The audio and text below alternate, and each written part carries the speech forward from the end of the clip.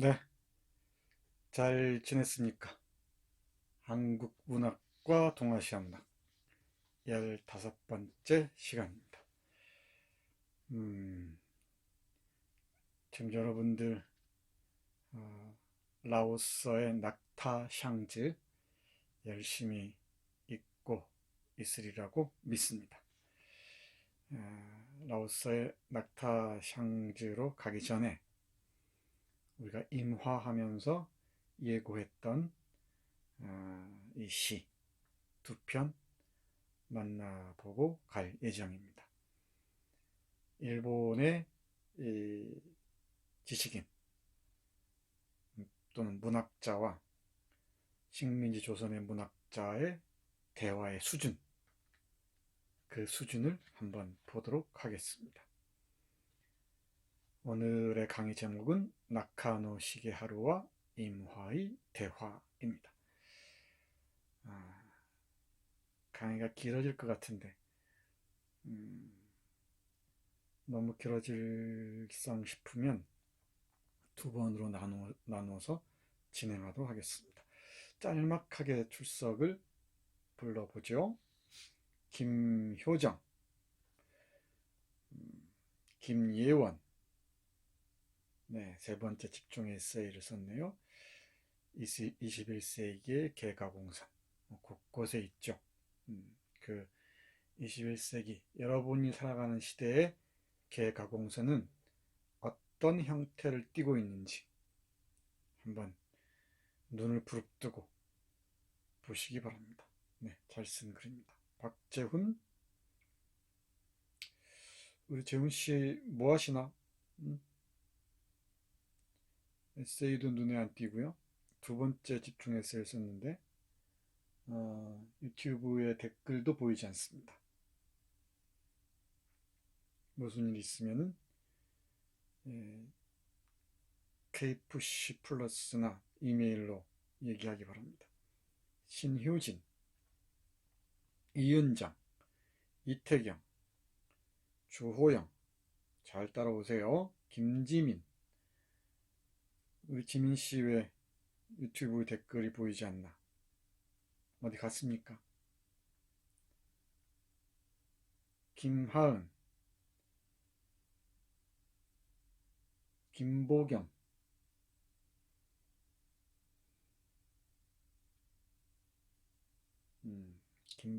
김보겸 학생은 수강 신청을 포기한 것 같습니다. 듣다가 힘들었던 모양이죠. 듣다가 힘들면 쉬어야죠. 전재정, 네, 재정 씨도 세 번째 집중 에세이 쓰느라고 고생 많이 했습니다. 개가공선 훌륭한 작품이죠. 2008년 무렵에 일본 젊은이들 사이에서 센세이션을 불러일으켰다고 했는데 역시 여러분도 수긍할 만하죠. 여러분들의 어떤 경제적 상황을 반증하는 그런 작품이 아닌가 싶기도 합니다. 신혜원, 연정석, 박기범, 우리 기범씨 유튜브 댓글이 보이지 않습니다. 강의를 듣지 못했습니까? 황지혜, 네, 집중 에세이의 코멘트를 가상대학에서 댓글 형식으로 달기로 했는데 왜 이렇게 부진한가요? 볼 정신이 없나요? 세 번째 집중 에세이는 뭐 그렇다 치고 첫 번째, 두 번째 집중 에세이에 대한 코멘트도 대단히 부진합니다. 내가 꼼꼼히 열심히 잘 보고 있습니다. 그리고 여러분들도 동료들이 한 편의 글에 대해서 어떻게 댓글을 달았는지, 어떤 코멘트를 달았는지 눈여겨보기 바랍니다. 많은 공부가 될 겁니다.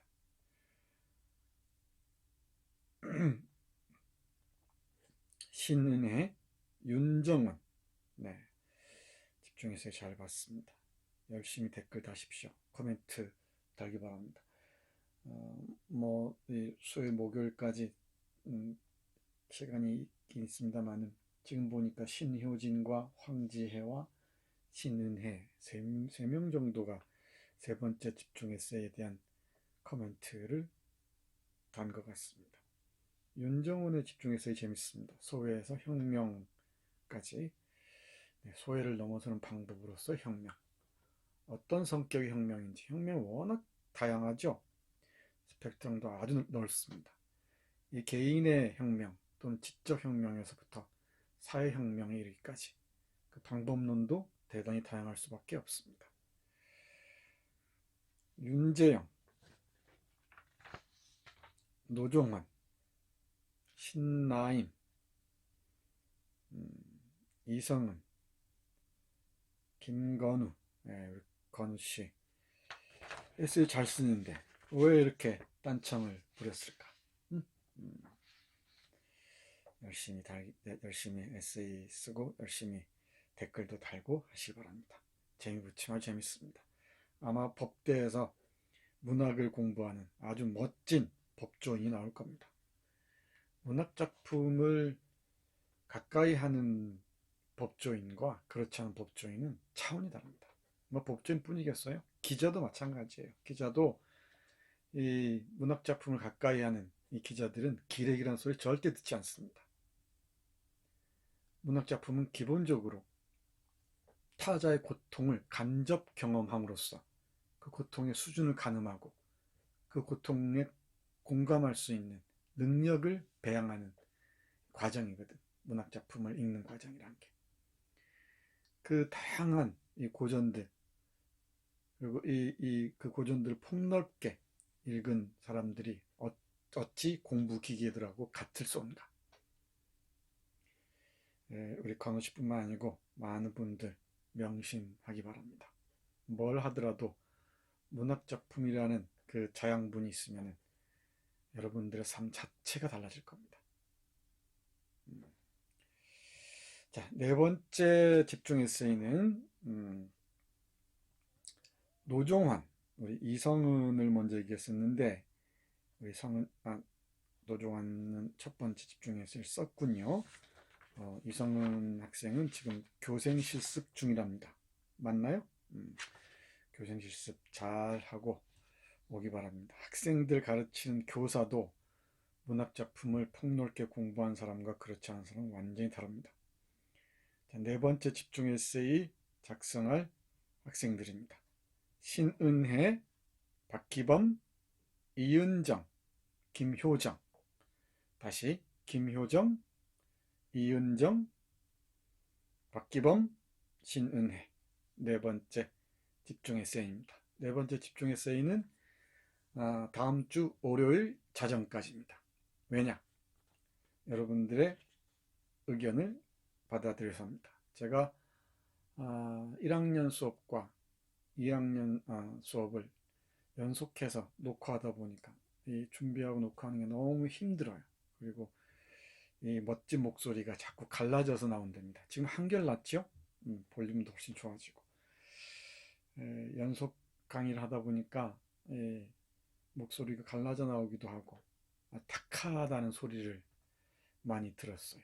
그래서 여러분들의 양해를 구해서 우리 2학년 한국문학과 동아시아문학은 화요일과 목요일에 업로드하기로 하겠습니다. 4시 반에서 5시 사이 그 얼음이 될 겁니다. 물론 업로드하고 난 다음에는 여러분께 K-푸시 플러스를 통해서 알리도록 하겠습니다. 이 점은 예전과 같습니다. 자, 그럼 오늘 아카노 시기하루와 임화의 대화 수준을 한번 보도록 하죠. 바짝 긴장하시기 바랍니다. 여러분들은 아마 대한민국 대학생으로서, 대한민국뿐만이 아닐 겁니다. 전 세계 대학생 중에서 이 정도 수준의 문학을 공부하는 뭐랄까요? 어마어마한 경험을 하고 있는 중입니다. 아마 처음일 겁니다. 한국문학과 동아시아문학 첫 시간 한번 떠올려 보십시오. 동아시아를 좌표로 두고 한국문학을 바라보자는 것이었죠. 그리고 한국문학 안에 갇히는 게 아니고 끝없는 대화의 가능성을 타진해 보자는 목표를 설정했었죠. 그리고 우리가 한국인으로 머무는 게 아니고 동아시아인, 아시아인, 나아가 코스모폴리턴으로서 세계 시민으로서 나아갈 수 있는 하나의 길을 한국 문학과 동아시아 문학이라는 강좌를 통해서 찾아보자, 모색해보자 라고 했었습니다. 강의의 수준이 만만치가 않은데 아마 여러분들 한두 명은 좀 힘들었을 겁니다. 그래서 강의를 그만둔 것 같기도 한데 대단히 안타까운 일입니다만 어쩌겠습니까? 저는 호락호락 학생들을 가르치고 싶지 않습니다. 여러분들 선택한 강좌니까 끝까지 힘들더라도 잘 따라오기 바랍니다. 오늘 강의도 아마 만만치 않을 겁니다. 미리 겁을 많이 줬나?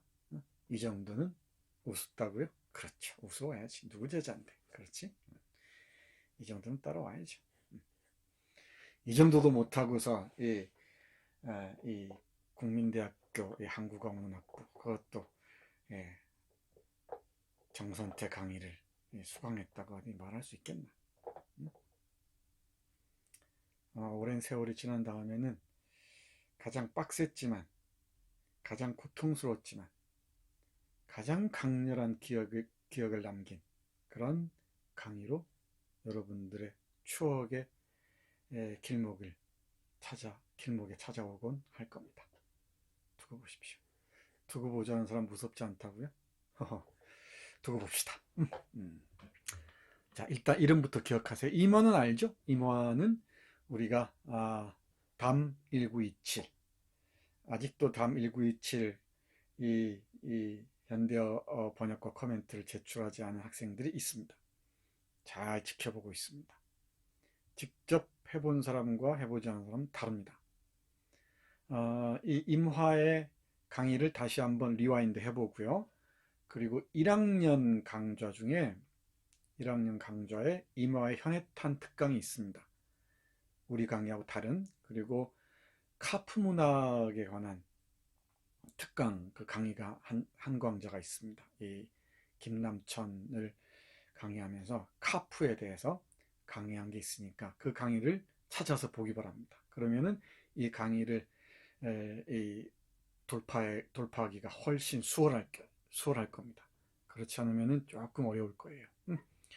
공부는 이렇게 하는 겁니다. 잘 찾아보세요. 찾아보고 파고들어야 됩니다.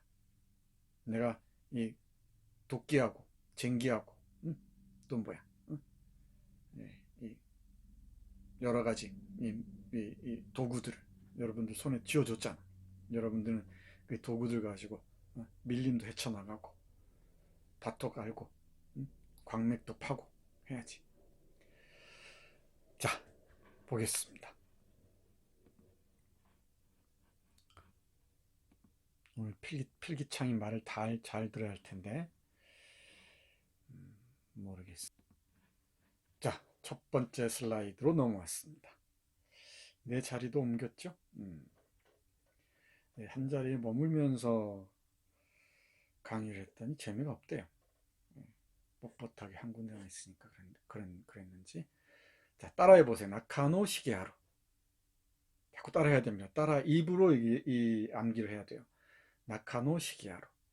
나중에 자주 만날 겁니다. 한자로는 이렇게 씁니다. 중야 중치라고 보이죠? 중야 중치라고 씁니다. 보이죠? 나카노 시게하루. 1902년에 태어나서 1979년. 꽤 오래 살았죠? 후쿠이현 출생입니다. 찾아서 보세요. 후쿠이현이 어디 있는지. 시인이면서 소설가이기도 하고 평론가이기도 합니다. 한국 좌파 문학, 이른바 카프 문학에 엄청난 영향을 끼친 비평가입니다. 비평 공부한 사람들은 20년대에서 30년대 초반에 걸쳐서 논쟁들 계속 만날 텐데, 뭐 볼셰비키 논쟁, 뭐 방향 전환 논쟁, 논쟁이 많습니다. 농민문학 논쟁 등등 이 카프를 중심으로 해서 다양한 논쟁이 펼쳐지는데 그때마다 등장하는 이 비평가가 나카노 시게하루하고 고레하라 구레히토라는 비평가예요. 예, 일본 그 좌파 비평에 막강한 영향력을 끼친 사람입니다. 이 나카노 시게하루와 고레하라 맞나 모르겠어요. 여러분 맞는지 틀린지 여러분들이 확인해 보십시오. 나는 모르겠습니다. 고레하라 구레히토라는 사람입니다. 장원유인이라고 한자로는 쓰는데 한자로는 장자가 어떤 장자더라? 장원유인 이 장자일까 아마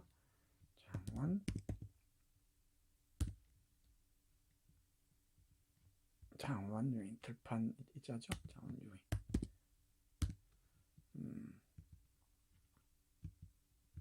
유자는 오직 유자입니다. 요겁니다. 생각할 유자 오직 유자 생각할 유자 같네요. 틀린지 안 틀린 여러분들이 확인해 보십시오. 나는 지금 잘 모르겠어요. 여러분들이 확인해 보기 바랍니다. 고레하라 구레히토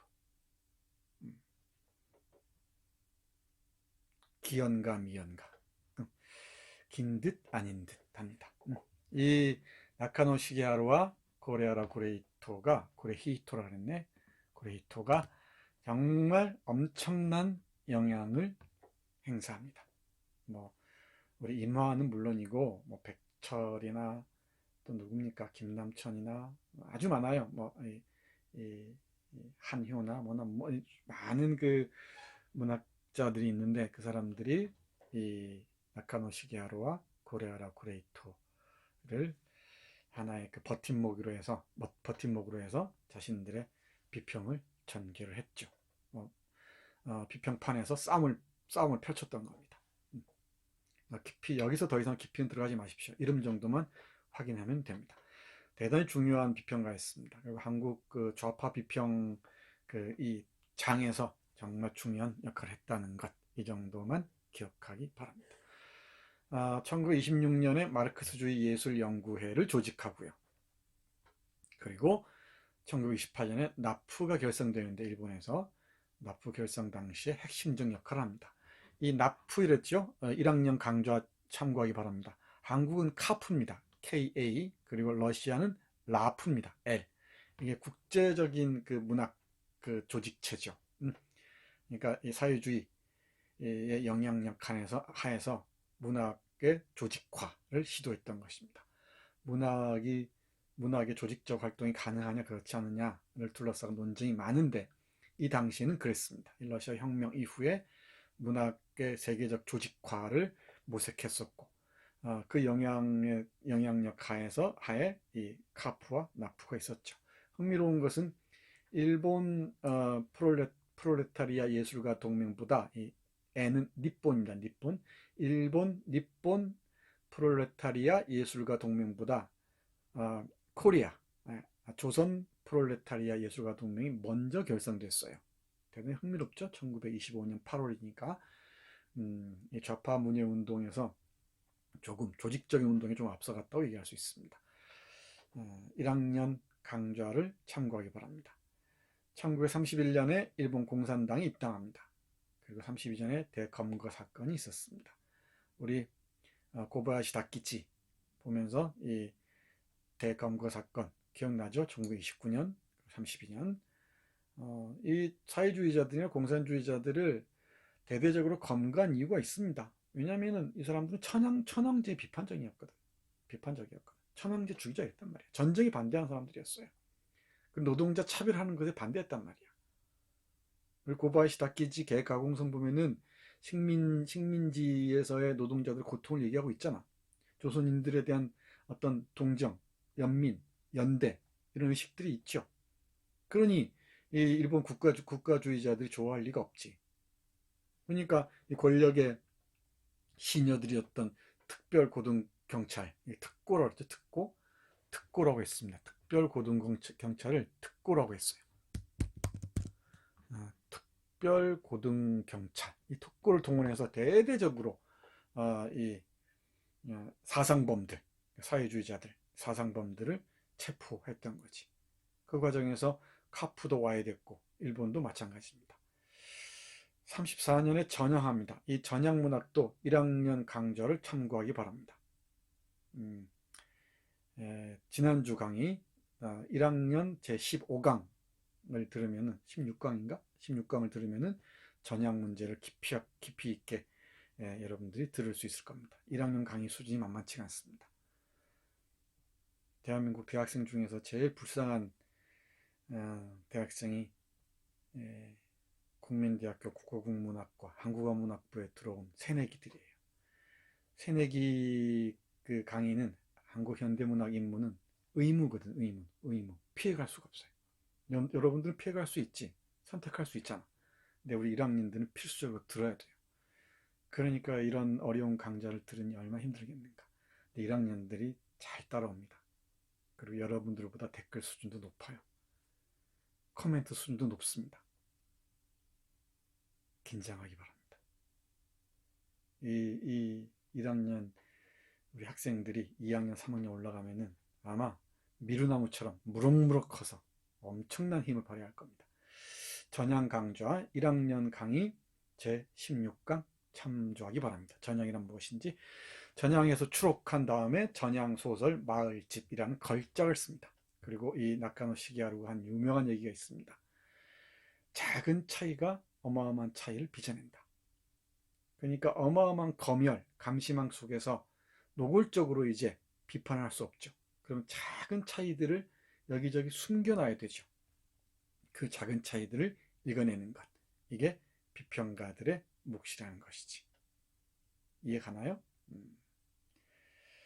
대단히 중요한 의미 있는 작가입니다. 그리고 이 나카노 시게하루는 조선인 이 지식인들 뿐만 아니고 조선인 노동자들과도 깊이 이 관계를 맺었습니다. 그러면서 일본과 내지라고 그랬죠. 일본과 조선의 지식인과 노동자 연대를 꿈꾸었던 그런 사람이기도 합니다. 물론 그 사이에서 여러 가지 미묘한 문제들이 없진 않았습니다만은 이해 갔죠? 간단하게만 보겠습니다. 이제 시로 들어가야 해서 좀 마음이 조금 바쁩니다. 다음 페이지 보겠습니다. 다음 페이지로 넘어왔습니다. 자, 이게 선생의 위치가 또 바뀝니다. 예, 강의실에서 왔다 갔다 하면서 강의를 해야 돼요. 여러분 가까이 가고 있는 중이에요. 그래서 사진이 좀 커지는 겁니다. 가까이 가는 중입니다. 훌륭하죠? 이 시는 나카노 시게하루의 비 내리는 품천역이라는 작품입니다. 못 읽어도 괜찮습니다. 뒤에 번역이 있어요. 나카노 시게하루 아메노후루 시나가와 에끼 이렇게 읽습니다. 아메, 비가 후루 내리는 시나가와 에끼. 시나가가 어디 있는지는 나중에 설명할게요. 이 시인데 이 시가 바로 다음 주에 우리가 얘기할 이북만과 김호영이라는 조선의 지식인 노동자, 지식인이면서 노동자에게 주는 시예요. 여기 일본 야후에서 뭐라 그러나 스크린샷을 따온 건데 원문은 내 연구실에 있어서 책을 펼쳐보지 못했습니다. 양해해 주기 바랍니다. 대략만 보세요. 대략만. 여기 일본 사람이 타이핑을 한 것이어서 원문에 있는 이북만 김영호에게라는 말이 빠졌습니다. 이북만과 김영호에게 이렇게 했습니다. 그리고 XX에 이런 말이 있어요. XX에 나오는데 그게 뭔지는 나중에 설명할게요. 그러니까 조선인 지식인과 노동자에게 주는 시란 뜻이겠지. 자, 비가 내리는 그 시나가와역이 있습니다. 이 시나가와역은 동경에서 요코하마로 가는 길목에 있는 역입니다. 중요한 역이에요. 요코하마는 우리로 얘기하면 인천에 해당한다고 보면 됩니다. 인천에 해당한다고 보면 돼요. 자, 먼저 지도부터 보고 올까요? 지도부터 보고 와도 됩니다. 여기 보이나요? 여기 보면은 여기가 도쿄에 도쿄시가 있고 도쿄도가 있습니다. 도쿄도는 아주 넓습니다. 인구도 한 2천만이 넘고요. 어마어마하게 넓어요. 그리고 이 위에 사이타마시가 있고요. 여기에 건너편에 이게 도쿄만이에요. 이게 도쿄만. 동경만 근처에 치바시가 있죠. 치바시. 윌리엄 깁슨의 그 걸작 뭐죠? 갑자기 생각이 안 난다. 예. 윌리엄 깁슨이란 그 SF 작가 있지. 뉴로맨서라는 작품이 있죠. 뉴로맨서라는 그 SF 작가의 작품이 있는데 그 작품의 출발점이 지바잖아, 지바. 아주 음침한 배경이 기억에 남는 그런 SF 소설이죠. 윌리엄 깁슨 아나? 아주 유명한 SF 작가죠. 뉴로맨서 걸작입니다. 아주 중요한 작품이죠. 윌리엄 깁슨의 뉴로맨서가 아니고 뉴로맨서예요. 미래의 그 어두움들을 이 정보 카우보이, 이 정보를 사냥하는 카우보이를 통해서 보여줍니다. 그 배경이 바로 이 치바죠. 여기가 도쿄만이고요. 알겠죠? 여기가 도쿄만이고 도쿄만입니다. 도쿄만이죠. 대단히 중요해요. 여기가 사가미만. 그 도쿄에서 이렇게 기차를 타고 오면은 시나가와역에서 요코하마로 와서 여기서 배를 타고 태평양으로도 가고 이렇게 샌프란시스코로도 가고 이쪽으로 해서 중국 상하이로도 가고 그리고 저쪽 시모노세키 거쳐서 부산으로도 가고 여기가 출발이에요. 출발역이 아주 중요한 곳이죠. 여기가 바로 시나가와역이 있습니다. 기차를 타면 이렇게 오죠. 여기까지. 그러니까 요코하마 항에서 내려서 도쿄로 가려면은 기차를 타야 했는데 이렇게 갔어요. 기차를 타고 그리고 도쿄와 이 요코하마를 연결하는 이 고속도로가 있습니다. 우리로 말하면은 그 경인 고속도로처럼 이 고속도로가 있는데 이 고속도로가 바로 경빈 가도예요. 경빈 고속도로. 동경의 경과 요코하마의 빈, 횡빈이지 이 빈을 합쳐서 교빈 가도 이랬습니다. 교빈 고속도로. 이 고속도로를 건설하는데 조선인 노동자들이 많이 도움됐다고 하죠. 예, 돈을 벌려고 이런 그 노동판을 많은 조선인들이 찾아다녔던 것이지. 이게 이산의 문제죠. 이산의 문제. 그림으로 보니까 훨씬 수월하죠. 이 그림들을 봐야 됩니다. 이런 자료들은 동영상 강의니까 가능한 것 같아요. 그죠? 자, 그럼 다시 앞으로 잠깐 갔다가 뒤로 옵시다. 봤으니까. 자, 다시 여러분 가까이로 다가가고 있습니다. 좀 선명하게 보이나요? 여러분 노트북 강의를 들으면은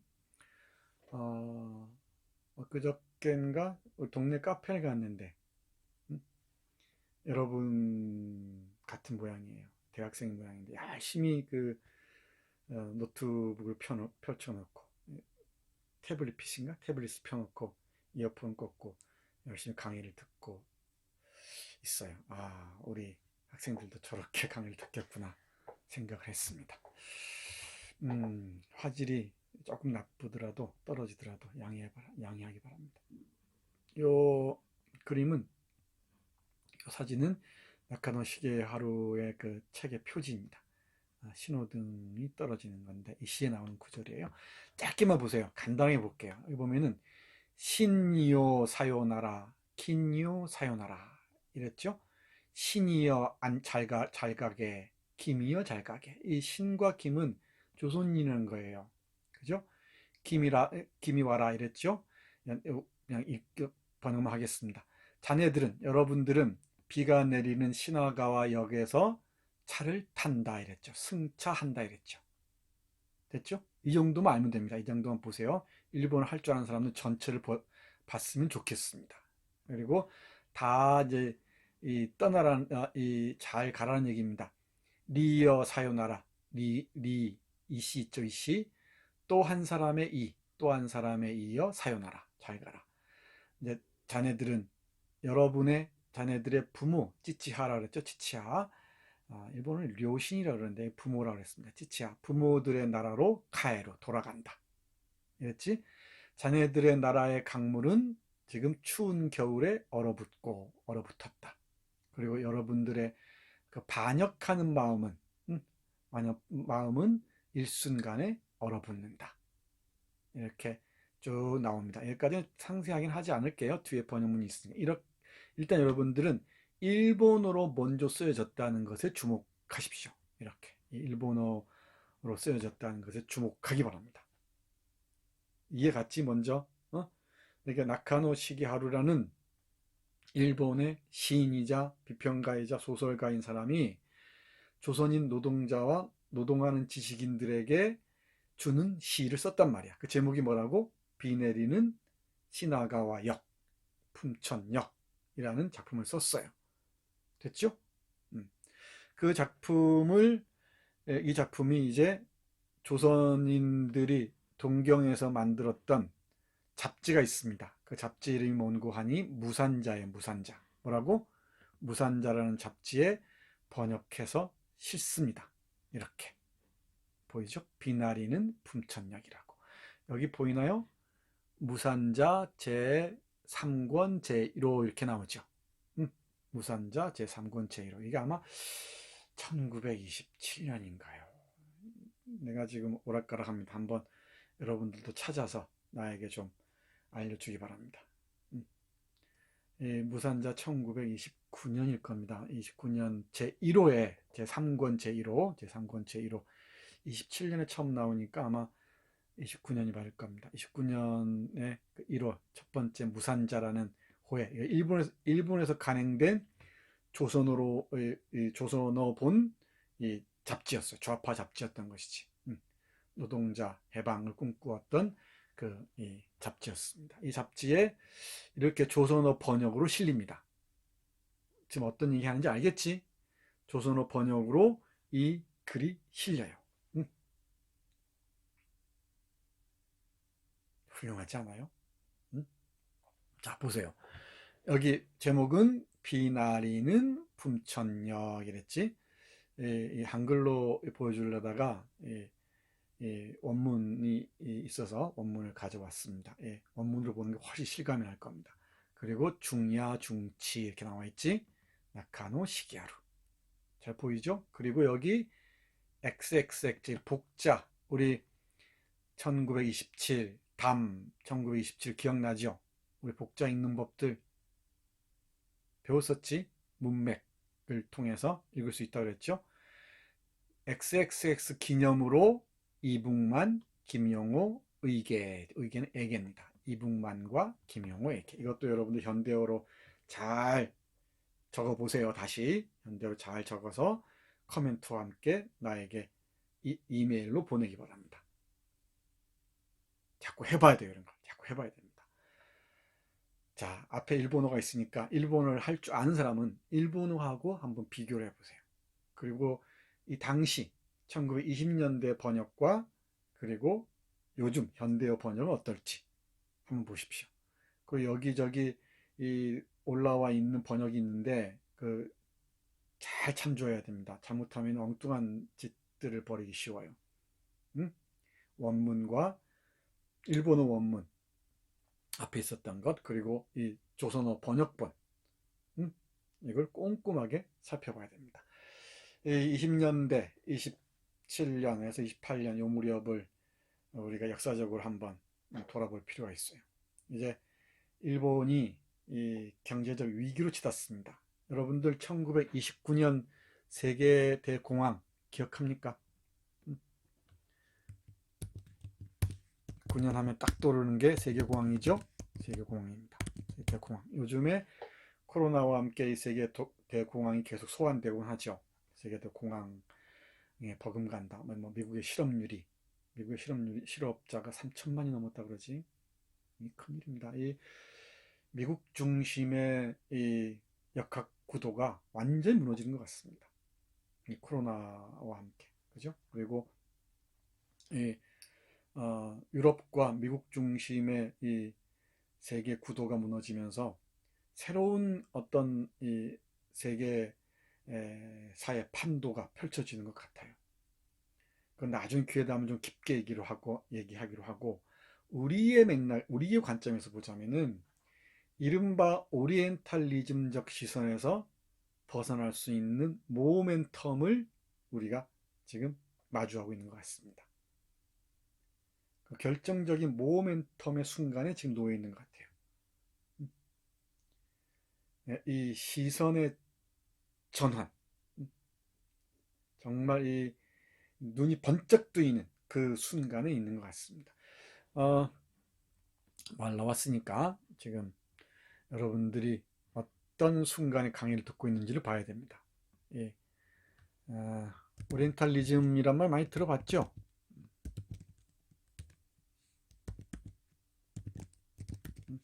말 그대로 영어로 쓰면은 오리엔탈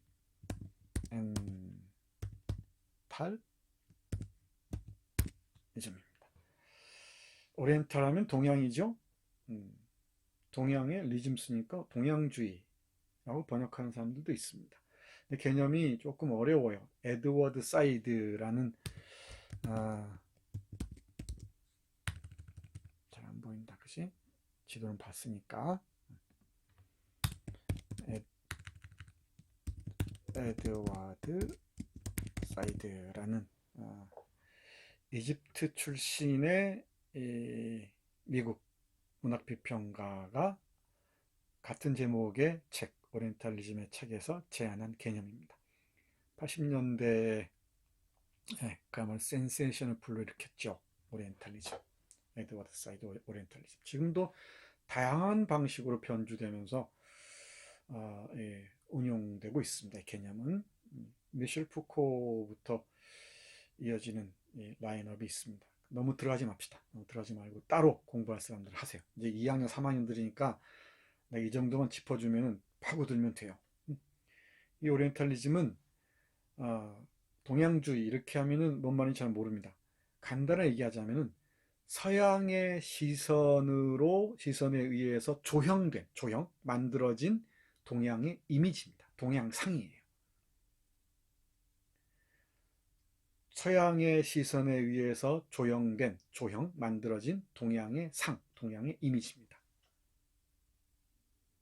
이해가죠? 이게 오리엔탈리즘이에요. 그러면 서양인들이 바라본 동양인들 어떤가? 뭐 신비하고 뭐 이런 게 많이 있죠. 뭐 여성적이고 또 뭡니까? 여기에 이제 미개하고 야만적이고 이게 쫙 나오겠지. 여성적이고 쫙 나옵니다.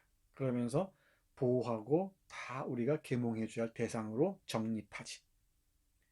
이런 담론이 대단히 중요하다 그랬지. 그래서 문명론의 위계를 딱 세워요. 백인, 그다음에 뭐 이 황인, 홍인, 흑인 이런 식으로 딱 위계를 세우고 그리고 이 문명인과 개화인과 반개화인과 미개인 이렇게 딱 나누지.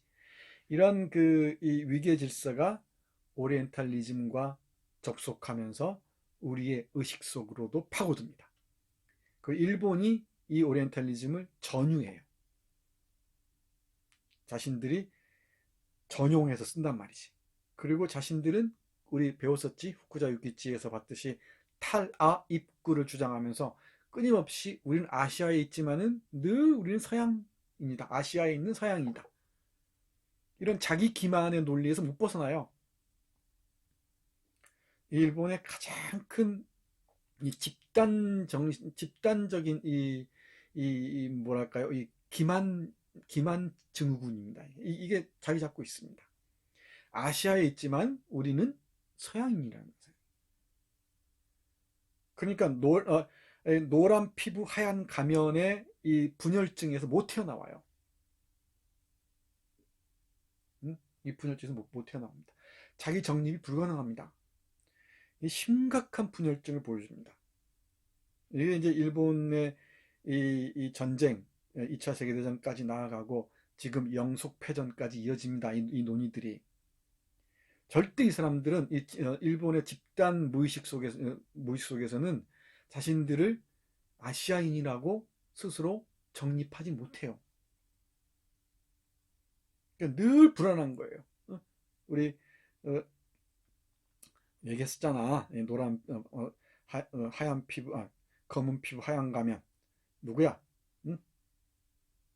또 갑자기 생각이 안 나. 이 하얀 노란 검은 피부 하얀 가면, 응? 프란츠 파농.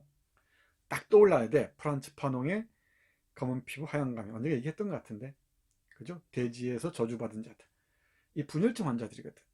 이런 이 신경 과 의사가 이 흑인들, 프랑스 식민지에 있는 흑인들의 그 분열증을 분석한 고전이요, 고전.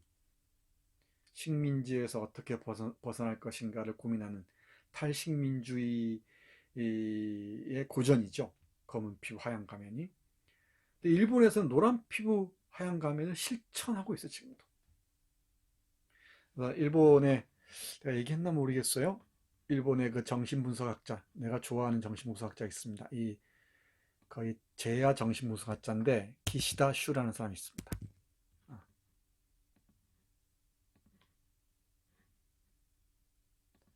필기 안 할 때도 필기하는 게 훨씬 낫죠?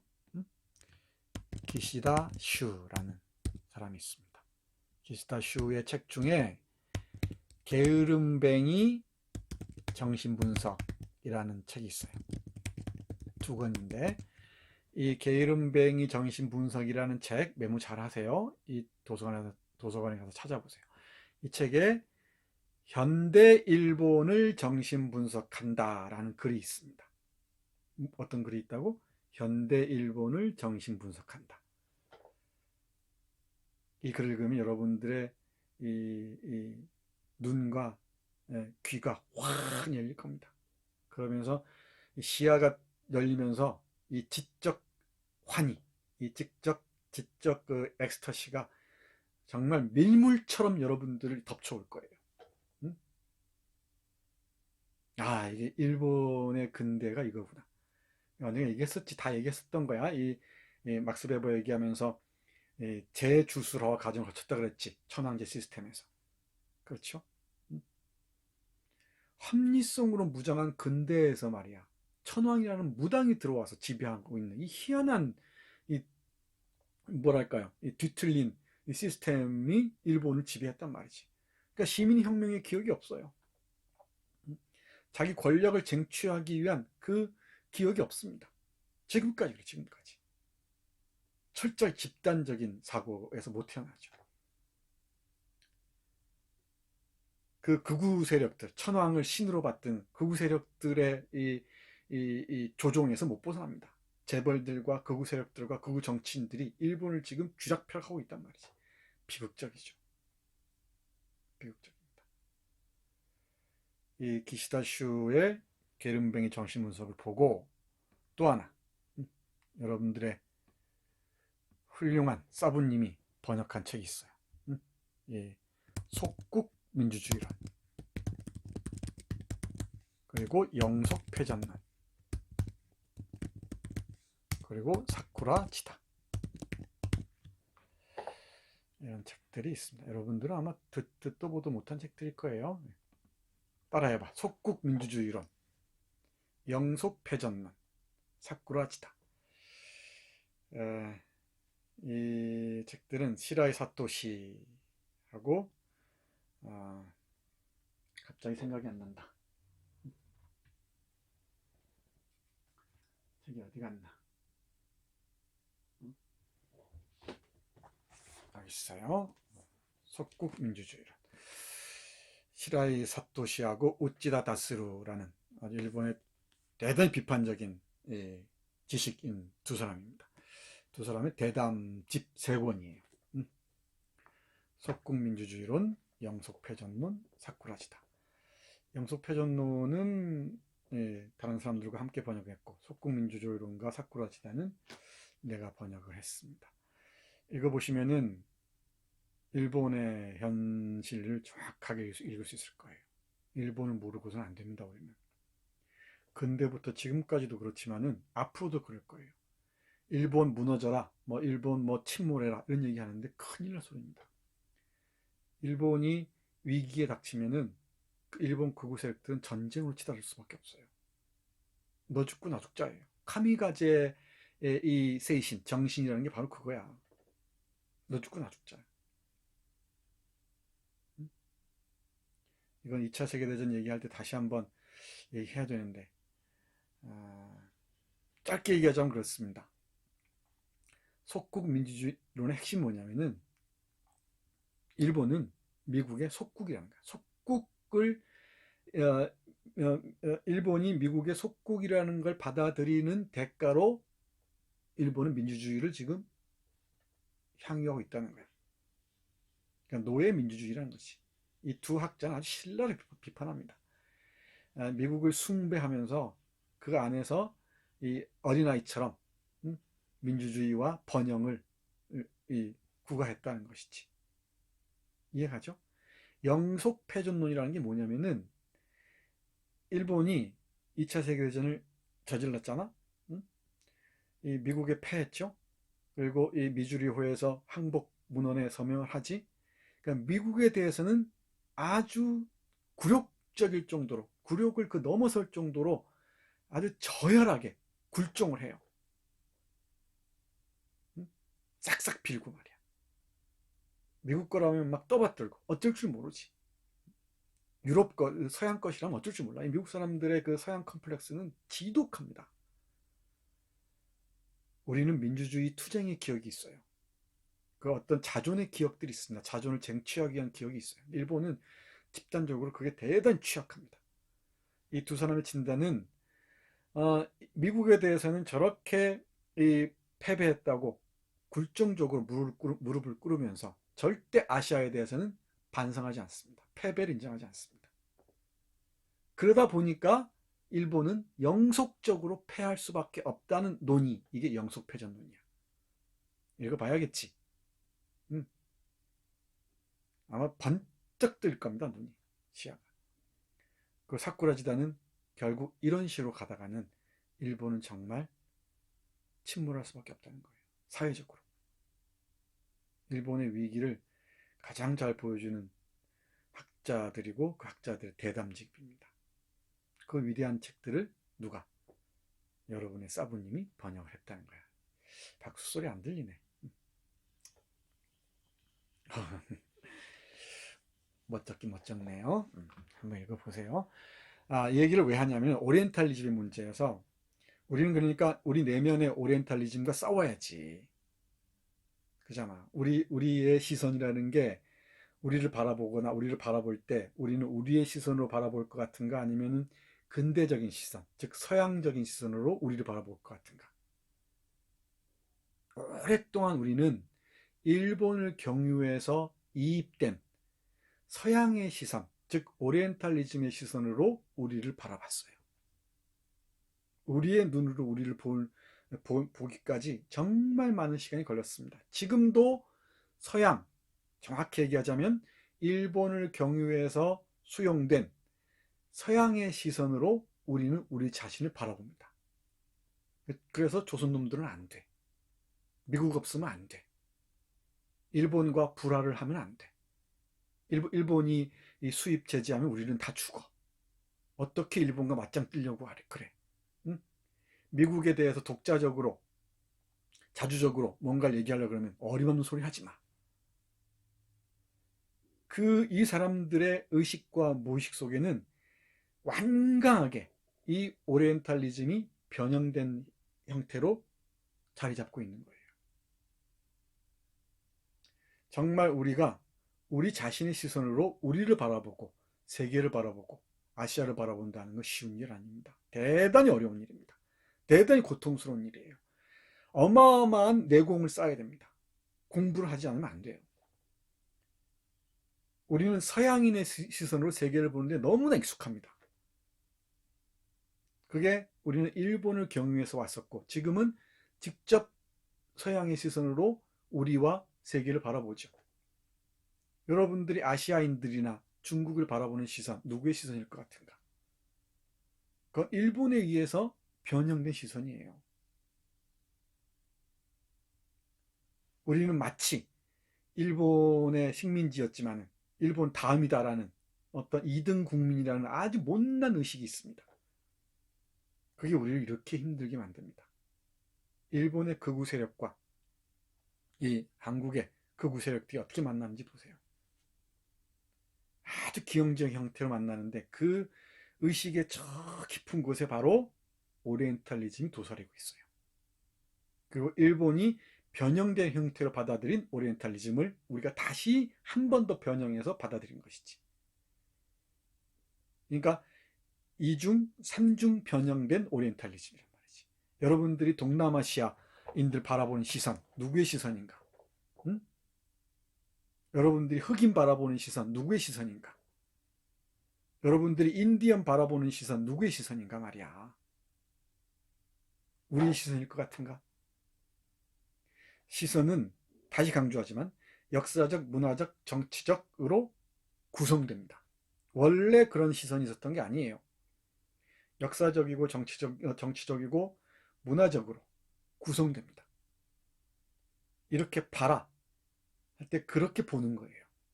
오리엔탈리즘적 시선, 그러면 오리엔탈리즘이라는 그 어떤 담론을, 그 이즘이니까 어떤 주의죠. 그걸 받아들여서 그 프리즘으로 그 선글라스를 끼고 세상을 바라보는 것입니다. 맨눈으로 본다는 대단히 어려운 일입니다.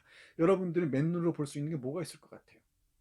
여러분들이 맨눈, 여러분들이 눈으로 볼 수 있으려면은 수많은 사상들을 참조하고 흡수하면서 여러분 나름대로의 시선을 키워나가야 돼요. 확보해야 돼.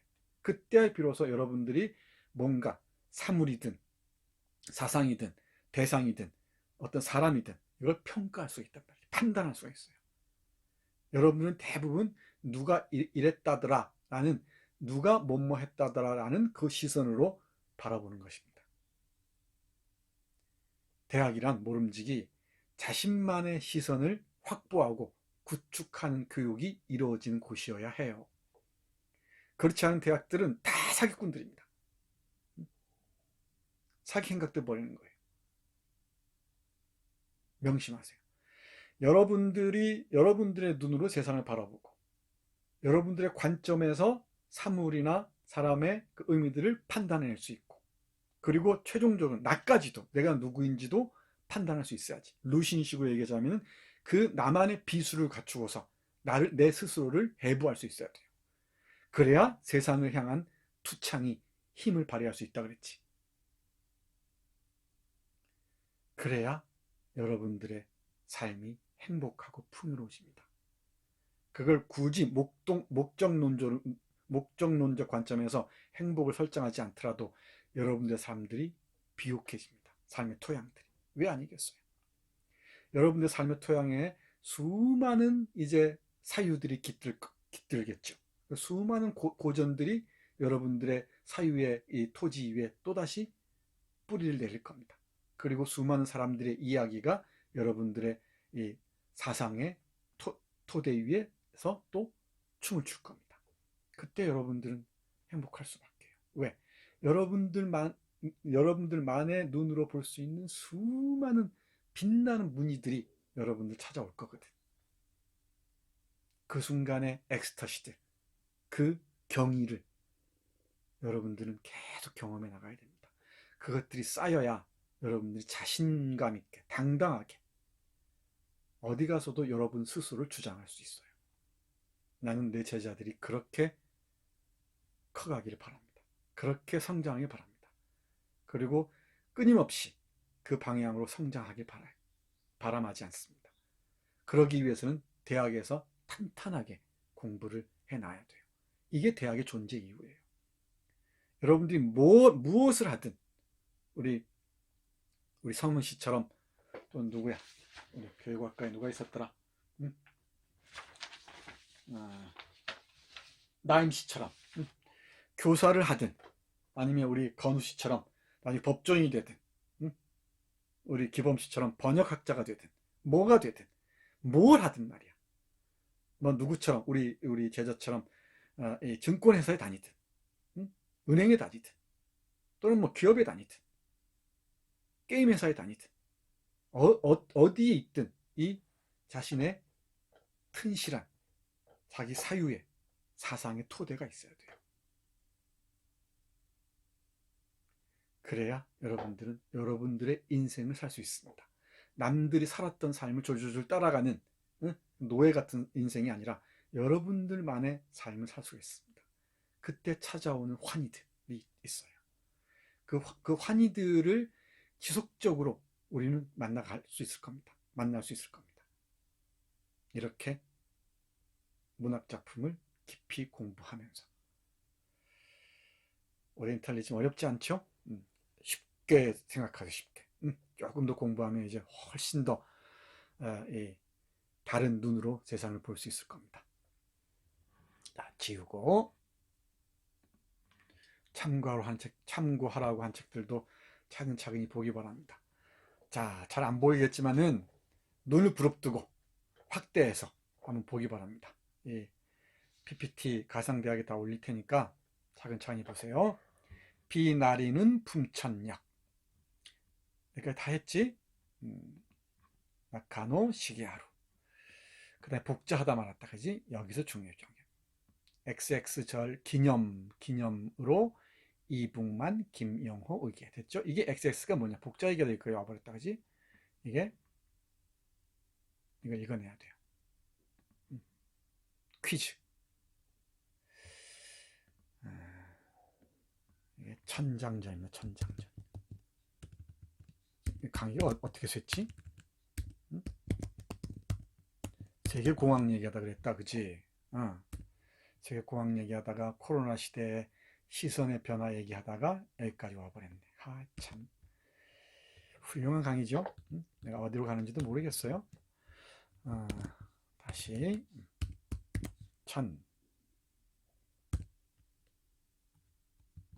그렇죠? 길장자입니다. 잘 읽겠어요. 1927년 29년 무렵이 이제 세계 대공황의 기운이 아주 만연해 있었고요. 딱 1929년 세계 대공황 이렇게 얘기하지만은 그 전부터 사인들이 있었겠지. 수많은 사인들이. 그렇지? 수많은 사인들이 있었습니다. 그러면은 이 경제적 위기의 시기가 도래하면은 어떤 사회적 분란, 사회적 불온 세력들, 권력이 볼 때 불온 세력들이 들고 일어서겠지. 그리고 또 하나는 이 천장절, 천황의 생일을 기념하는 것입니다. 천황의 생일을 기념하는 것인데 일본 최고의 명절이죠. 뭐 하는 날인지 몇 월 며칠인지 다 찾아보세요. 2월 14일인가 그렇습니다. 한번 확인해 보세요.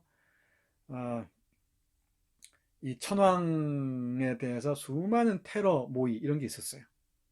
그러니까 그때마다 문제가 됐던 게 이른바 불령선인이라고 하는, 뭐라고? 불령선인, 불온한 조선인이라고 하는. 불령선인 문제는 나중에 여성문학 할 때 마지막 부분에 집중적으로 얘기하겠습니다. 가네코, 후미코 얘기하면서 아주 불순한 조선인들이 이런 데 많이 관여했단 말이지. 일단 박열 이런 사람들 나중에 얘기할게. 얘기는. 그래서 이 불순 세력들을 원천적으로 제거하기 위해서 조선인들을 다 추방했던 모양이야. 천장절이 다가오거나 다가올 때쯤, 그리고 사회적으로 뭔가 좀 위기의 기운이 감돈다 할 때는 이 조선인들 불순하다라고 해서 다 추방하고 이랬던 모양이에요. 여기까지 이해 가죠? 그러니까 우리들이 외국인 노동자를 바라보는 시선 보세요. 뭐 다른 나라도 그렇겠지만 그 시선이 바로 이 시선이에요. 이 시선. 일본인들이 조선인 바라보는 시선입니다. 이게 어떻게 중첩되는지 잘 봐야 됩니다. 내가 늘 강조하잖아. 일본을 비판할 수 있으려면은 우리 내부의 일본적인 시선들, 모습들을 철저히 비판하지 않으면 설득력이 없다고. 위치만 바꾸면은 일본하고 똑같은 짓 하면서 무슨 비판이 가능하겠는가 말이야. 그렇지 않은가? 응? 그렇잖아? 자, 천장절 기념으로 이렇게 얘기했습니다. 이북만 김영욱에게 대단히 무시무시한 시입니다. 상상하기 어려운 시예요. 일본어 원본을 보면 다 지워졌습니다. 다 지워졌는데 조선어 번역본에서는 오히려 이렇게 다 살아났어요. 일본에서는 도저히 읽힐 수 없는 내용들이 있단 말이야. 그게 뭔지 봐야 돼, 좀 이따가. 그러니까 일본어 원본을 보면은 지금은 다 복원됐지만은 원문을 보면은 완전히 막 시커매요. 읽을 수가 없어요. 근데 조선어는 비교적 완전한 형태거든. 몇 글자만 복자를 읽어내면 다 읽어낼 수가 있단 말이지. 그러면은 이 번역본을 보고서 일본어를 복원할 수가 있지. 일본어 이 원본을. 이게 한일 문학이 주고받는 것이지. 장관이 펼쳐집니다. 뭐 여러 가지 논의가 있습니다. 이 시에서 뭐 일본 노동자들이 조선 노동자들을 뭐 앞잡이로 삼았다는 얘기도 있고 그런데 그건 내가 보기엔 잘못 해석하는 것 같습니다. 자, 아무튼 이 천황의 생일날 불령선이라고 해서 불온한 조선이라고 해서 조선인들 추방하는 그 시간에 이 조선인들을 배웅하면서 쓴 시입니다. 이제 알겠지? 응? 천황의 생일날이 최고의 기념일인 나라. 내가 북한 정권을 보면서 대단히 안타까운 게 그런 점입니다. 북한은 조선민주주의인민공화국이라는 이름으로 1948년 9월 9일 날 출범을 하죠. 역사적으로 보면은 대단히 항일 운동을 했던 사람들이 주축이 되어서 권력을 장악했다는 점에서는 도덕적으로 정당합니다. 역사적으로. 무슨지 알겠지? 남한은 이승만은 다르지만 이승만을 중심으로 한 권력층들이 다 친일파였던 점에서 도덕적으로 북한보다 떨어질 수밖에 없어요. 그런가 안 그런가?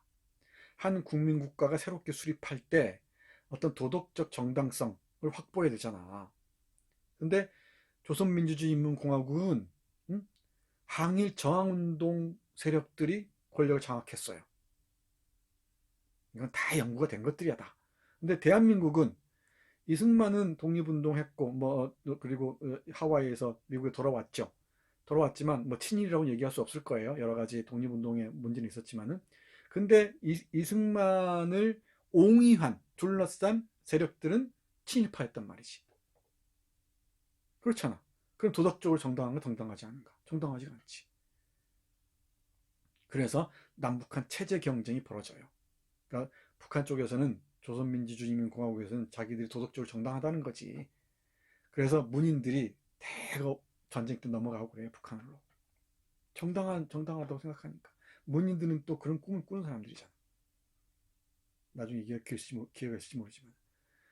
근데 이 사회주의가 이제 토지 개혁하고 그러면서 이 자유를 박탈하고 이런 과정들이 벌어지죠. 그러면서 남북 체제 경쟁이 김일성과 박정희 사이에서 정말 극한으로 치닫습니다. 이 김일성과 박정희 비교 연구 이런 책들을 보면 되게 흥미로워요. 근데 내가 북한 체제를 보면서 대단히 그 문제 삼고 싶은 게 뭐냐면은 잘 들으세요. 앞에서 얘기했죠. 일본 제국주의에 저항한 항일운동의 이 세력들이 북한 권력의 주축이었다. 그러니까 이해 갔지? 여기에서 니체가 한 말을 주목해야 돼요. 니체가 선악의 피한, 선악을 넘어서 선과 악을 넘어서 선악을 넘어서는 책에서 정말 통렬하게 내뱉은 말입니다.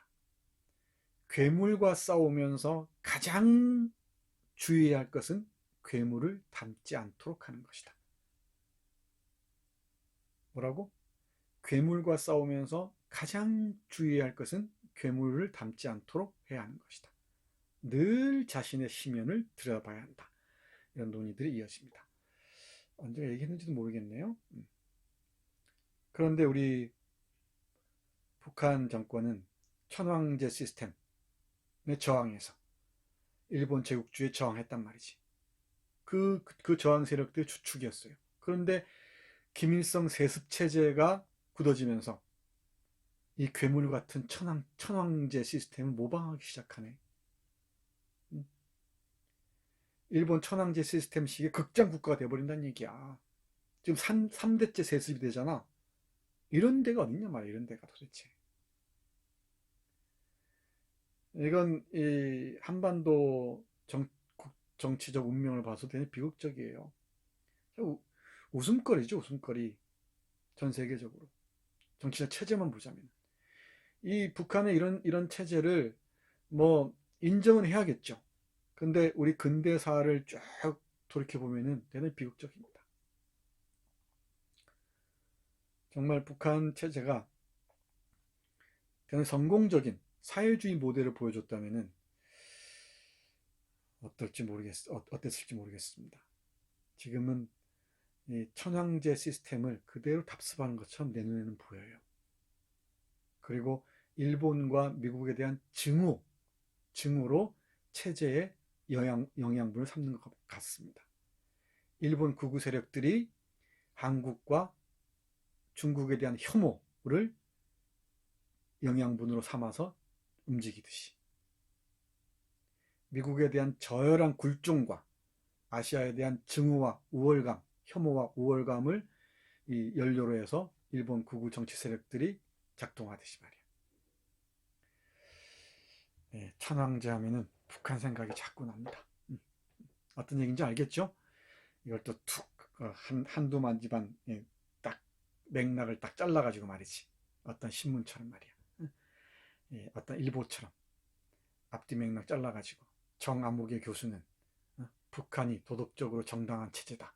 이런 얘기했다. 그따위 소리만 해봐라. 다리몽댕이 분질버리지. 정확히 맥락적으로 읽어내야 돼. 맥락적으로. 그리고 이런 얘기들 학문적으로 다 연구가 돼 있는 거예요. 도서관에 다 있어요. 자, 보자. 어떤 얘기인지, 어떤 상황에 쓰여진 시인지 알겠죠? 아, 시간이 이렇게 많이 가버렸나. 재밌지? 재밌다고 해야 돼. 자, 요 시는 보고 갑시다. 신이여 잘 가거라. 앞에서 했죠? 김이여 잘 가거라. 그대들은 비오는 품천역 신하가와 역에서 차에서 오르는구나. 이제 요코하마로 가서 배를 타기 위해서거나 아니면은 이제 기차를 타고 쭉 내려와서 시모노세키까지 갑니다. 만세전에 이인화가 기차를 타고 왔었죠. 동경에서 기차 타서 쭉 고베 거쳐서 쭉 거쳐서 어디까지? 하관 시모노세키까지 와서 거기서 배를 타고 부산까지 옵니다. 관부열악선 탄다 그랬지. 여기서는 이제 여기서 기차를 탔습니다. 이어 잘 가거라. 또 한 분에 이어 잘 가거라. 아까 나왔었죠. 또 한 사람이 이시어 잘 가거라. 그대들의 부모의 나라로 돌아가는구나. 그대들의 나라의 무슨 글자야? 시냇물은 그대들의 나라의 시냇물은 겨울 추위에 얼어붙고 본문하고 한번 보세요. 겨울 추위에 얼어붙고 이게 겨울 추위라는 게 어떤 의미겠어요? 지금 식민지 시대를 은유적으로 보여주는 것이겠죠. 겨울 추위에 얼어붙고 실제 겨울일 수도 있지만 그리고 바다는 비에 젖어서 어두워가는 저녁에 파도성을 높이고 그러니까 바다는 비에 젖어서 비가 오고 있단 말이야. 이 시나가가 바닷가거든. 바다는 비에 젖어서 어두워가는 저녁에 파도성을 높이고 그랬죠. 파도 소리를 높이고 파도 소리를 높이고 잘 따라오고 있죠. 그대들의 이 반항하는 마음은 이랬죠. 반항하는 마음은 이 앞에서 보면은 이게 뭐라고 되어 있냐면은 일본어 원문을 보면은 복원된 일본어 원문이에요. 그대들의 바다는 이 여기 나오죠? 그대들의 반역하는 마음은 이랬지. 반역하는 마음은. 반역이란 말이 너무 크니까 이렇게 XX하고 반역하는 반항하는 반역보다 반항이 훨씬 더 아니 반항보다 반역이 훨씬 더 크죠. 반역죄 이러면은 이 왕의 목을 치고 다른 왕을 세우거나 지가 왕이 되는 걸 얘기하는 거 아닌가. 그러니까 이 반역하는 마음은인데 이것은 조금 완곡하게 반항하는 마음은 이랬죠. 마음은 떠나는 일순에 굳게 얼어. 떠나는 그 순간에 굳게 얼어. 그대들의 나라의 시냇물은 겨울 추위 얼고 식민지 속에서 그대들의 반역하는 마음은 떠나는 그 순간에 굳게 얼어. 됐죠? 바다는 비에 젖어 이거 빼먹었다 그지? 그대들의 반항하는 마음은 떠나는 일순에 굳게 얼어 이랬죠? 그리고 바다는 비에 젖어 어두워가는 저녁에 파도 소리를 높이고 됐죠? 비달기는 비둘기예요. 비달기는 아이고 넘어가면 안 되는데 다시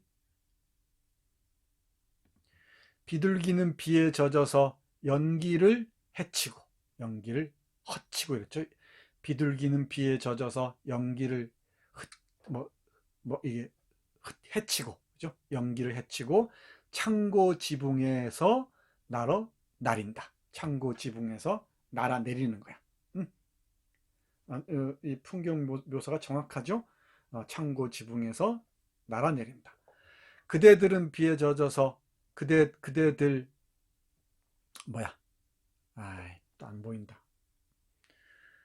그대들은 다 비에 젖었죠? 그대들은 비에 젖어서 그대들을 그대들을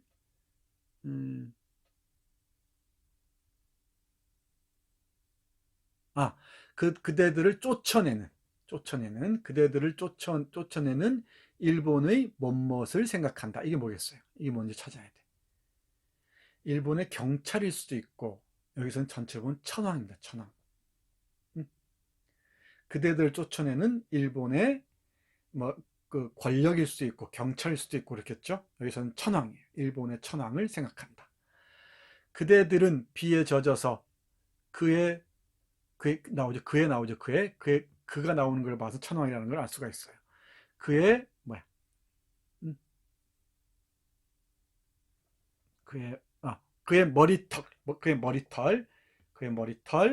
그리고 그의 좁은 이마, 그리고 그의 안경, 됐죠? 그리고 그의 수염, 그의 보기 싫은 곱사 등줄기 말이야. 여기 보세요. 그의 머리털, 그의 좁은 이마, 그리고 그의 안경, 그의 수염, 그의 보기 싫은 곱사등. 이 일본의 천황들을 보면은 다 이렇게 생겼어요. 이마가 좁고 다 수염을 길렀고 다 안경을 낍니다. 그리고 아주 등이 휘었어요. 곱사등처럼. 이게 이 동종 교배만 하다 보니까 같은 왕가에서 교배하다 보니까 이 열성 유전이 된 거지. 그래서 이 일본 천황가에서 고민이라고 하죠. 이게 한번 히로히토 천황을 찾아보면 금방 알 거야. 어떤 모습이 딱 그 천황의 모습이야. 내가 내일 다음 강의에서 천황의 모습 보여줄게요. 어떤 모습인지. 그의 수염, 그의 보기 싫은 곱새등 같은 등줄기란 말이야. 등줄기를 눈앞에 그려본다. 됐죠?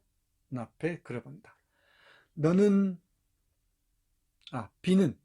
비는 줄줄 내리는데 비는 줄줄 내리는데 새파란 시그널은 올라간다. 새파란 시그널이 뭐냐면은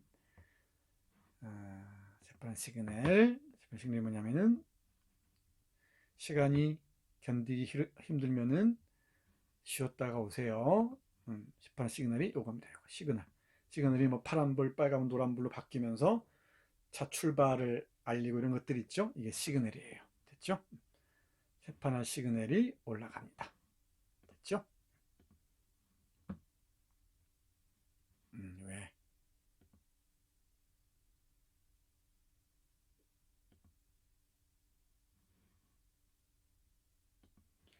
비는 줄줄 내리는데 새파란 시그널은 올라간다 이랬죠. 올라간다. 또 비는 줄줄 내리는데 그대들의 검은 눈동자가 뭐야? 반짝인다겠죠? 반짝인다. 반짝인다에 비치인다야. 여기 한번 원문을 볼까? 어떻게 되는지. 자, 왔다 갔다 보세요. 그대들은 여기 보면은 그대들은 비에 젖어 그대들을 쫓아내는 일본 천황을 생각한다 이랬죠. 그대들은 비에 젖어 수염, 안경, 여기는 고양이 등 같은 글을 생각한다 이랬죠. 이 천황이라는 걸 알 수 있겠지. 여기 뭐야? 후리시부쿠 줄줄 비 속에서 이 말이죠. 줄줄 내리는 비 속에서 이 녹색이죠. 녹색 시그널은 아가루 올라가죠. 그리고 줄줄 내리는 비 속에서 그대들의 눈동자는 왜 그래? 그대 눈동자는 반짝인다. 도가루 반짝인다. 한번 찾아서 보세요. 어떤 대단히 시적으로 잘 묘사하고 있죠. 비가 내리는 그 속에서 여러 가지 비에 젖은 모습들을 그 비 내리는 품천역입니다. 그대들의 검은 그림자는 개찰구를 지나, 개찰구 알죠? 그대들의 검은 그림자는 개찰구를 지나 그대들의 하얀인가? 그대들의 하얀 옷자락을 안 보여. 눈이 안 보여. 눈이. 그대들의 하얀 옷자락을 그대들의 그대들의 하얀 옷자락은 침침한 플랫폼, 플랫폼이죠. 플랫폼, 기차 타는 플랫폼 있죠. 그대들의 하얀 옷자락은 침침한 홈에 흩날려. 됐죠? 침침한 플랫폼에 흩날려. 자, 이것도 다시 현대어 원문을 한번 가보자. 뭐라 해놨는지. 여기 보세요.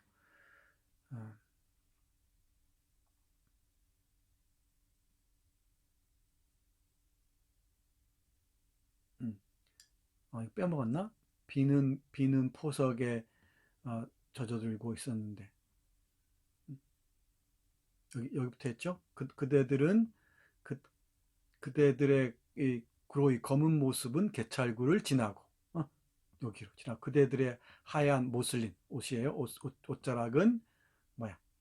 보랑 플랫폼이죠. 플랫폼의 어둠 속으로 히가에로 숨어든다.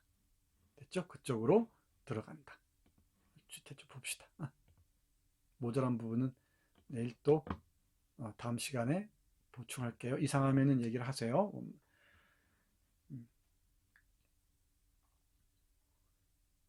맞죠? 내가 다시 원문하고 다시 촘촘하게 볼게요. 그대들의 하얀 옷자락은 침침한, 아까 검은이었죠? 검은 플랫폼으로 홈에서 흩날린다. 토가이로 흩날린다. 옷자락이 흩날리는 거지. 그 다음 봅시다. 시그널은 색을 변하고, 그러니까 시그널 색이 변하는 거지, 이제. 시그널은 색을 변하고, 이제 빨간색으로 변하면은 사람들의 출입을 금하면서 이제 기차가 들어오겠죠.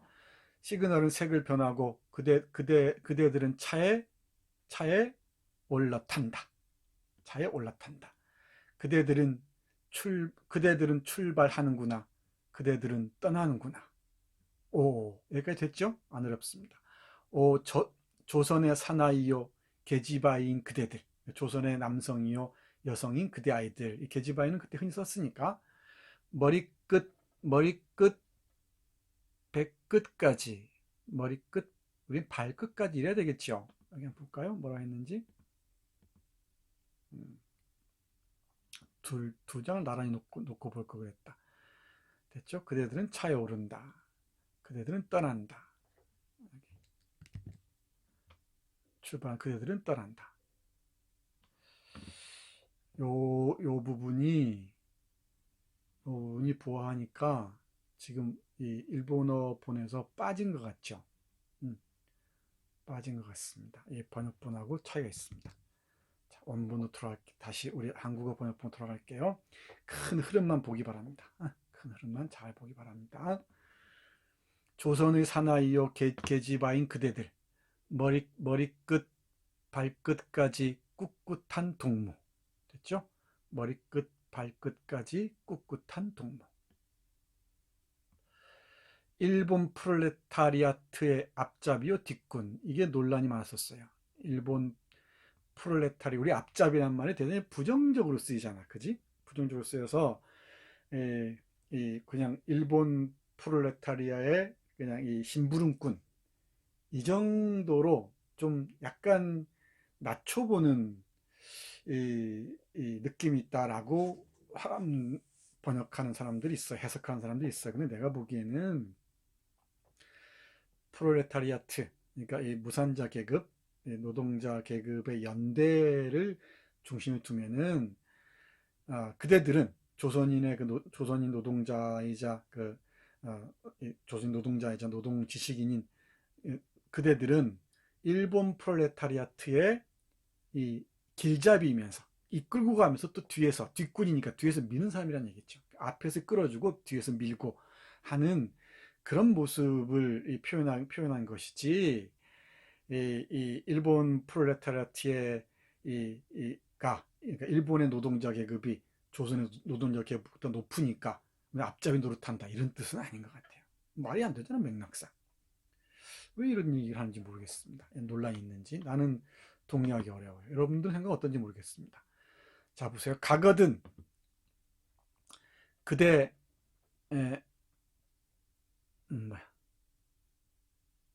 그 딱딱하고, 이런 표시죠. 이런 표시. 이런 표시는 반복되는 겁니다. 그 딱딱하고 두터운, 그 딱딱하고 두터운 번질번질한, 번질번질한. 이건 글자, 두 글자가 반복될 때 이런 표시를 해요. 그 딱딱하고 번질번질한, 이런 것들 많이 썼지. 여기 보면은 비는 줄줄, 이런 것도 있죠. 반복되는 거예요. 가거든, 조선으로 돌아가거든 그 딱딱하고 번질번질한 얼음장을 두드려 깨쳐라. 두드려 깨버려라, 이 말이. 두드려 깨쳐라. 오랫동안 갇혔던, 오랫동안 갇혔던, 이 말이에요. 번질번질한 그 두텁게 얼어붙은 얼음을 깨란 얘기예요. 깨서 오랫동안 갇혔던 물로 분방한 홍수처럼 홍수물을 지어라. 무슨 얘기냐면, 오랫동안 물이 갇혀 있었단 말이야. 이 얼음장에 갇혀 있었단 말이지. 식민지 체제 속에서 이 조선인들이 신음하고 얼어붙어 있었겠죠. 오랫동안 갇혔던 물로 자유분방할 때 분방하는 거지. 콸콸 넘쳐 흘러서 홍수를 지어라 이랬죠. 홍수를 지어라. 홍수로 넘쳐 흐르게 하라는 얘기야. 혁명의 물결 같은 것이겠지. 이렇게 서로 노동자들이 연대해서 혁명으로 나아가자. 그 혁명의 핵심 목표 중에 하나가 뭐야? 천황을 지우는 것이지. 이씨야, 이씨. 그리고 또다시 해협입니다. 해협을 건너뛰어 닥쳐오너라. 이 현해탄을 건너서 닥쳐오너라. 이마와 현해탄 특강 강좌가 1학년 강의 있다고 했습니다. 알아서 들으세요. 알아서 찾아 들으세요. 해협, 대한해협, 현해탄이라고 불렀습니다. 현해탄을 건너뛰어 닥쳐오너라. 그리고 고베, 나고야, 신호, 명고, 고베, 나고야예요. 고베, 나고야를 지나 동경에 달려들어 동경까지 들이닥쳐, 이 말이죠. 다시 떠나갔다가는 이 거센 물결로 다 조선 식민지 조선을 무너뜨리고, 이 지배체제를 무너뜨리고, 다시 해협을 건너서 현해탄을 건너서 고베, 나고야를 지나 동경까지 들이치란 말이야. 여기까지 들이치란 얘기야. 이렇게 들이치라. 들이쳐서 그의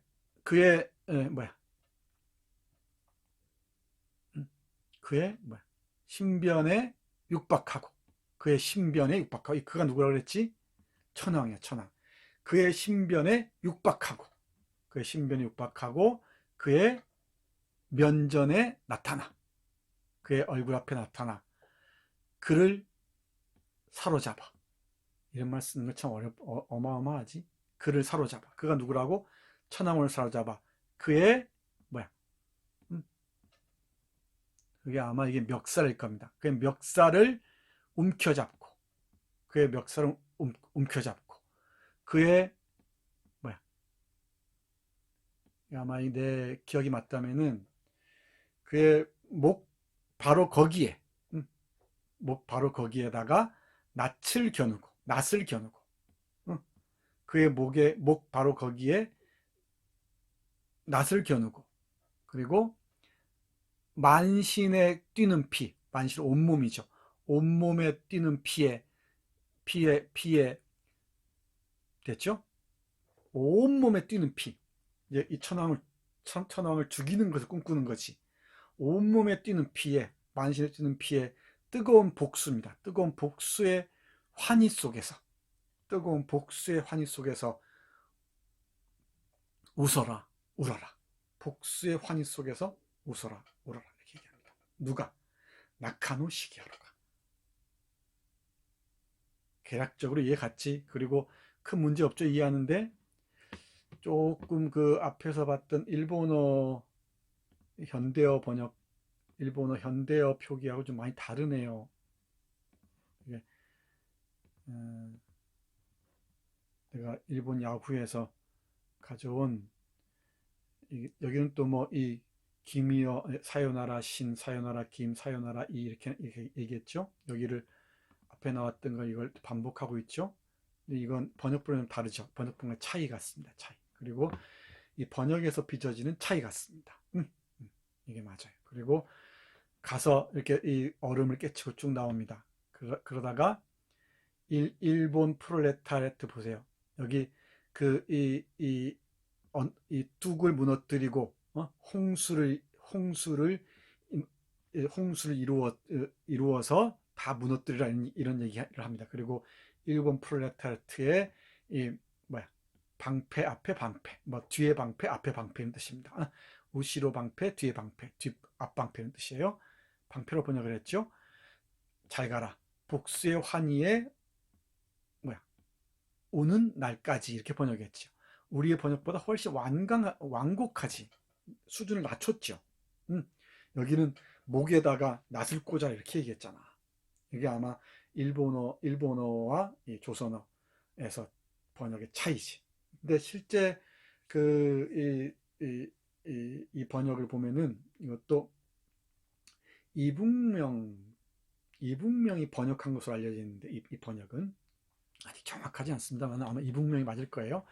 이북명이 번역한 것으로 알려져 있는데 이 원본보다 훨씬 강렬한 메시지를 전하고자 했겠지. 그리고 일본어로는 천황의 목에 낫을 겨누고 뭐 피의 복수에 뭐이 온몸의 이 복수에 웃어라 울어라 이런 얘기를 할 수가 없었겠지. 그 완화해서 표현했단 말이야.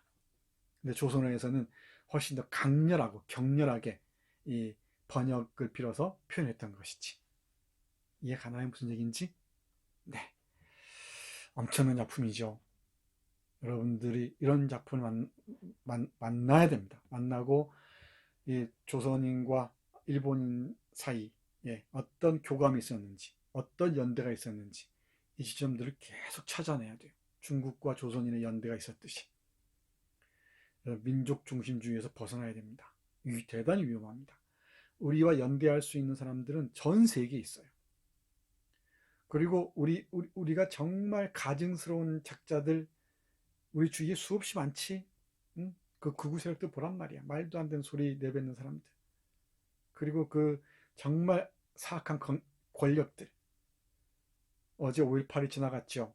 오늘 5월 18일 강의할 걸 5월 19일 강의하고 있는데 그 5.18 이 부당한 불의의 권력에 저항하는 시민들을 저렇게 야만적으로 학살한 권력들이 있단 말이야. 그 사람들과 연대할 것인가? 그 사람들 한국 사람들이니까, 조선 사람들이니까 생각을 바꿔야 되는 생각을. 여러분들은 내가 계속 강조하지만 스마트 기기를 장착한 새로운 중세인들이에요. 이제 내가 포스트 코로나 시대에 정의하는 인간의 모습입니다. 스마트 기기로 전 세계인들과 만나면서 새로운 연대를 꿈꾸는 코스모폴리탄이 되어야 됩니다. 그리고 우리 주위에서 대단히 친밀도가 높은 관계를 유지할 수 있어야 돼요. 그리고 이 안에서 자급자족할 수 있는 어떤 생태 환경들을 계속 고민해야 됩니다. 그게 여러분들의 미래입니다. 뭐 미래학자들은 아직 더듬거리고 있는데 내 생각은 그렇습니다. 한번 내가 화두를 던질 테니까 여러분들 고민해 보세요. 스마트 기기를 장착한 새로운 중세인의 삶은 어떠할 것인가? 내 잠정적인 답은 이 로컬에서, 우리의 마을 중심, 내가 사는 이 좁은 로컬에서 스마트 기기를 통해서 전 세계와 연대하면서 새로운 코스모폴리탄으로 거듭나는 것입니다. 이 새로운 마을인, 중세인이라는 게 무엇인지 한번 고민해 보기 바랍니다. 어때요? 나카노 시게하루. 여기에 이제 화답하는 방식으로 조선에서는 임화라는 걸출한 시인이 시를 씁니다. 그 시의 제목인즉슨 뭐라고? 우산받은 요코하마의 부두입니다. 아주 길어요. 아주 깁니다. 우산받은 요코하마의 부두를 다음 시간에 집중적으로 얘기하겠습니다. 유튜브 댓글 잘 달고요. 궁금한 점들 얼마든지 올려주세요. 그리고 집중 에세이 쓰는 사람들도 정말 많은 공부하기 바랍니다. 이리저리 공부할 게 많다는 건 참 행복한 일입니다. 그렇지? 대단히 행복한 일입니다. 나카노 시게하루와 임화의 대화가 어떻게 계속되는지 다음 시간 기대하기 바랍니다. 마치겠습니다.